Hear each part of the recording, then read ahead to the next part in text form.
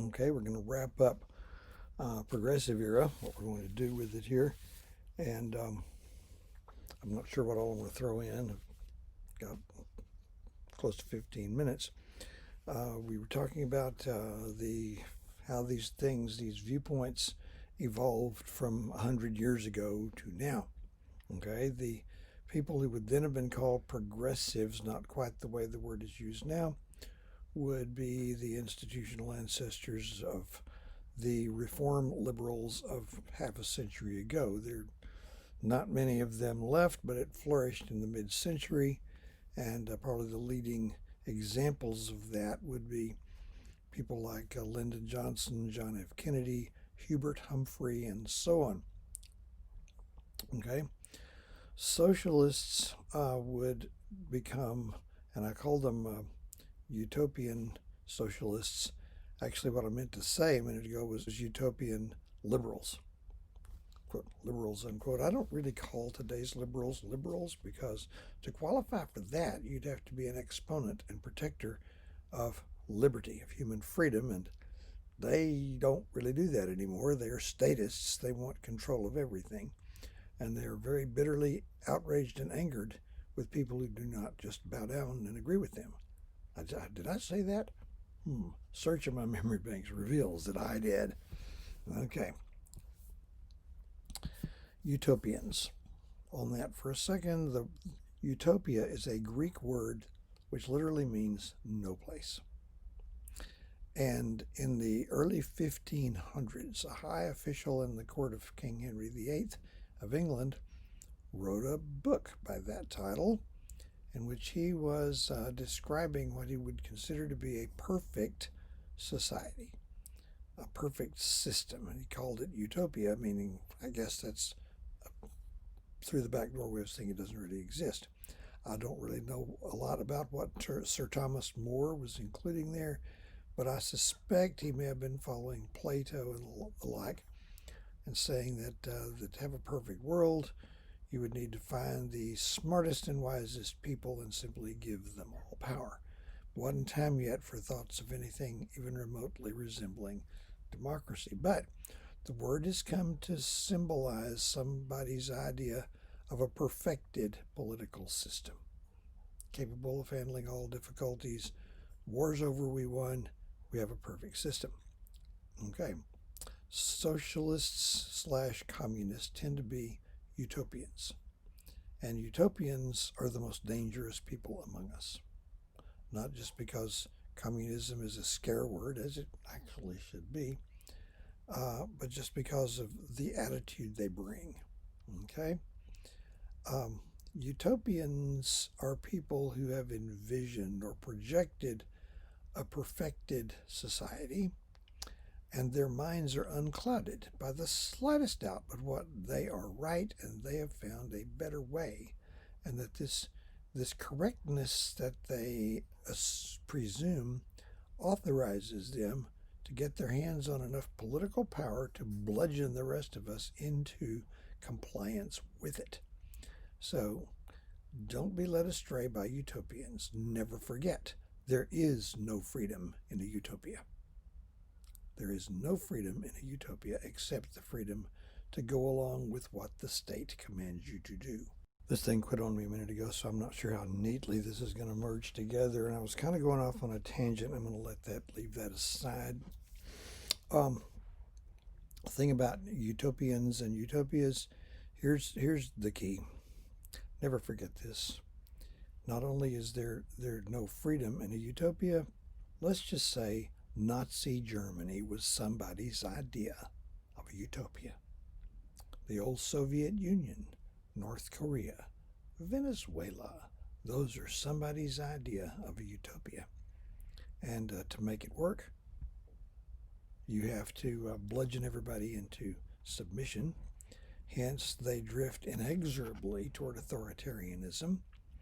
And since they think you can make major changes in how an economic system, which is incredibly complex and forms itself spontaneously, and how it works, and it'll still work the same. All you have to do is just change the outcome so that they will, suit you better. So I don't know who elected these people God, but my strong counsel to you, if you learn anything from me or anything from life, do not follow them. It's a lie. Okay, they cannot deliver, even if they think they can. Okay, what happened to socialism in America? It waned after a while. By the middle of the second decade of the last century, just over 100 years ago, um, progressivism is certainly declining. Part of that is just kind of went out of style. Um, Things are fashionable, they come, they go. In our history, from time to time, we have these fevers that rise and fall, and it goes away. There's another aspect here.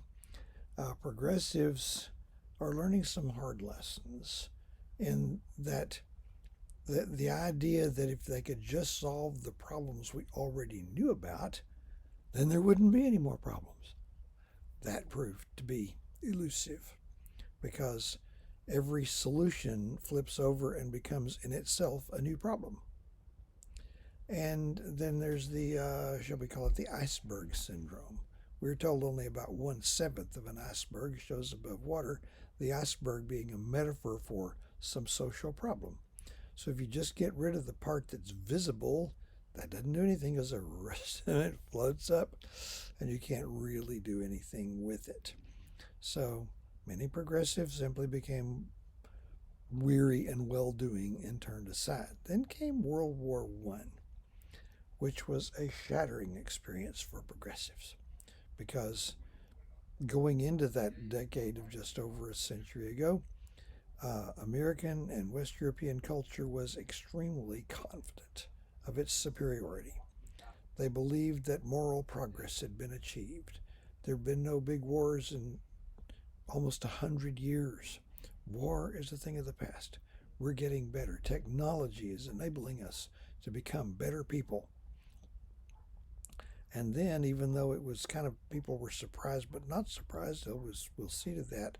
We'll get into that soon. World War One. It came out of nowhere. Okay, it broke out. Once it broke out, the very mechanisms which had been intended to make war simply too expensive to engage in, all they did was make it bigger and worse. Once the nations were in it, they couldn't get out. Okay, and science, which was supposed to be the new thing which would deliver us from war, from drudgery, all of that, science was quite as happy perfecting the art of killing on a mind-boggling scale. And worst of all, as I will tell you again at least 2 or 3 times, World War I really wasn't about anything. There were no huge issues at stake, no matter how hard the warring governments attempted to motivate their people to support it by lying to them and telling them that it was about the most important things that it could be about. It wasn't really about anything. So this was shattering. It destroyed the whole worldview of these people. And after it had been going on in Europe for a quarter of a decade, over 2.5 years, the time came for the United States to decide whether we would participate or not. It began at the beginning of August 1914. The United States did not enter it until April of 1917. It's a tough one for progressives, including President Wilson, because they were instinctively pacifistic. They didn't, no war, no how, no way, no time. But what are you going to do here? Wilson thought he saw a way to provide mechanisms that would head off wars in the future. They were based on the naive idea that the nations of the world desire peace above all things, and that all they need is a standard existing mechanism that they can use to resolve their problems short of war. He wants to provide that, but he's not going to be invited to the peace conference unless we're in the war. So he asked for and got a declaration of war, framing it in very high-flown moralistic terms. He didn't use these words exactly, but they're very much in the air. It'd be a war to end all wars. It'd be a war to make the world safe for democracy. And most progressives overcame their resistance and supported it on a profound level. They sold their souls to it, believing what Wilson said: if we just make this effort here and pay this price, we have a chance to head off wars in the future and provide a peaceful world to come. So we did. And then once the war is over and we're on the winning side, within 6 months, it was more than obvious that nothing had really changed. Nothing had really changed. All that war was going to do was pave the way for another war in another 20 or 25 years, and it did. So by the 1920s, progressivism, the conservative variety, is dead. Sometimes they call it water and gas progressivism. You get straight lines, electricity, sewer system, all that. The socialists, who had not been troubled by the war, okay, with just one bunch of capitalists fighting another, as far as they're concerned, did not impinge on their worldview. They're still out there playing the long game. So this concludes the progressive era. I've left out what it meant in actual politics in the United States. I want you to read about that in the supplement. In fact, I recommend you read this entire chapter, because what I've done here is mainly scratch the surface. So reading about this after hearing about it, or before hearing about it, either one, is what it's going to take for you to become conversant in this. And the whole reason this course exists is so that when you're through, you'll be far more knowledgeable about your country's past, a very important thing for you to understand, than you were at the outset. So go for it. Next will be World War I.